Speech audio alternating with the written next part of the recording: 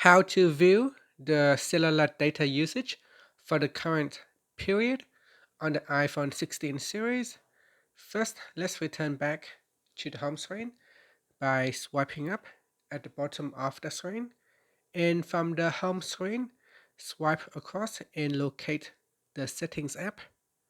Then tap on Settings. Next, in Settings, swipe up to go down. And in here, tap on Cellular.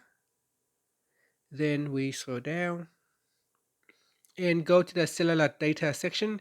In here, you'll be able to view the information for the current period of your cellular data usage, as well as you'll be able to find your current period for data roaming. And that's it. So on my device, currently I have zero usage for roaming, and for cellular data, I have 265 megabytes of usage. And after you can swipe up to return back to the home screen. Thank you for watching this video. Please like and subscribe to my channel for more videos.